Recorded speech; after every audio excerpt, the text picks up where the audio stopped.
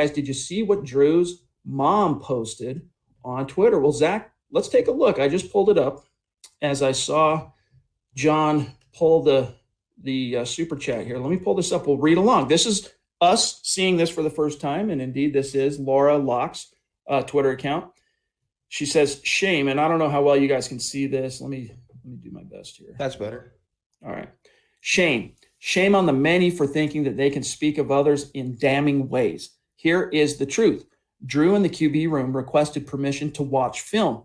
They came to the facility on their own time to put in more work, which Fangio said after the game last night was commendable, as he still, blamed them and said he was disappointed. Back to Laura. Quote, his leadership, which seems to be in question by some, brought them to this predicament. Drew asking for more commitment of his QB room than just a normal NFL day. Drew and the QBs even requesting a room at the facility rather than risking trouble and meeting at an off-campus site like the Titans were busted doing. Back to Laura, quote, this is a group of 4 men that had tested negative that day and are with their people, their ecosystem, as we tell our own children and friend groups. They let their guard down. They did not wear their masks the entire time. They were in their socially distanced environment. It's unfortunate, not damning. Does Drew take this virus serious? Ask his sister, who visited and had to quarantine and test before arriving. Ask his girlfriend, who he has asked to not travel to away games. Ask his dad and I, who stay in a hotel on game weekends rather than his home. Oh, and by the way, he does not have the virus. He wasn't the one with the virus. And as I pray nightly, I hope he doesn't, nor anyone else, get the virus.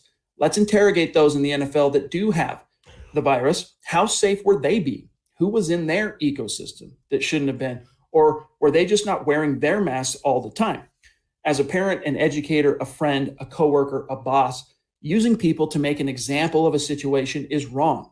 The NFL used one of their own as an example. This is where the shame is. Quote from the top rope, Zach.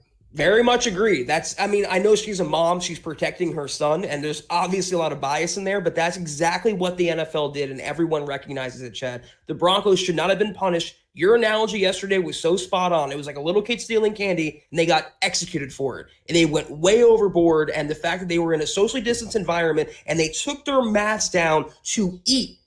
Think about that. It's not an indictment on his character or him taking the virus seriously. It's just a minor lapse that did not warrant what the Broncos received. She is 100% correct.